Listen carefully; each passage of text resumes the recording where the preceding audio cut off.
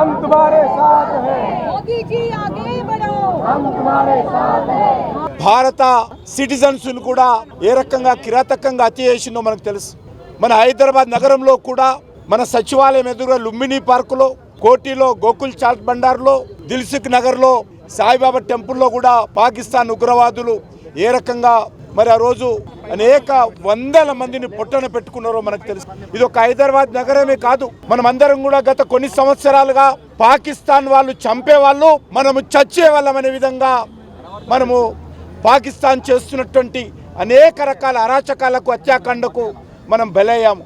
కానీ ఈరోజు నరేంద్ర మోడీ గారి నాయకత్వంలో భారత సైన్యము ఏదైతే పహల్గామ్లో జరిగినటువంటి సంఘటనకు జవాబుగా మరి ఏ రకంగా 9 ప్రాంతాలలో వెళ్ళి ఉగ్రవాదులకు సంబంధించినటువంటి శిక్షణా కేంద్రాలను, ఉగ్రవాదులకు సంబంధించినటువంటి ఇళ్లను ఏ రకంగా మట్టు పెట్టామో మరి విరోచితమైనటువంటి మన సైనికులు ధైర్యంతో, సాహసంతో ఏ రకంగా పోరాటం చేస్తున్నారో మనం చూస్తూ ఉన్నాం. ఈరోజు పాకిస్తాన్ భారతదేశం మీద జరిగినటువంటి ఉగ్రవాద దాడికి క్షమాపణలు చెప్పాల్సింది పోయి, లొంగిపోవాల్సింది పోయి, ఈరోజు మన దేశంలోని అనేక ప్రాంతాలలో సివిలియన్స్ ఉండేటువంటి, పౌరులు ఉండేటువంటి పౌర నివాసాల మీద దాడులు చేస్తూ ఉంది. సైనికులకు సంబంధించినటువంటి కేంద్రాల మీద దాడులు చేస్తూ ఉంది. అమాయకులైనటువంటి ప్రజలను మరి ఏ రకంగా కాల్చి చంపుతుందో మనం చూసాం. అందుకే ఈరోజు మన సైనికులు పాకిస్తాన్కి అనేక ప్రాంతాలలో బుద్ధి చెప్తా ఉన్నారు. సాహసంతో పాకిస్తాన్ గడ్డ మీదకి పోయి మరి పాకిస్తాన్కి సంబంధించినటువంటి ఆ యొక్క ఉగ్రవాదులకు సంబంధించినటువంటి కేంద్రంగా ఉన్నటువంటి పాకిస్తాన్కు బుద్ధి చెప్తా ఉన్నారు. ఈరోజు మనమందరం కూడా ఈ దేశంలో ఉన్నటువంటి 140 కోట్ల మంది ప్రజలందరూ కూడా ఏకంగా ఉన్నాం. కులాలకు అతీతంగా, మతాలకు అతీతంగా, భాషలకు అతీతంగా, ప్రాంతాలకు అతీతంగా అన్ని వర్గాల ప్రజలు ముక్త కంఠంతో ఈరోజు పాకిస్తాన్ చర్యలను ఖండిస్తూ ఉన్నాం. 140 కోట్ల మంది భారత సైనికులకు అండగా నిలబడ్డారు.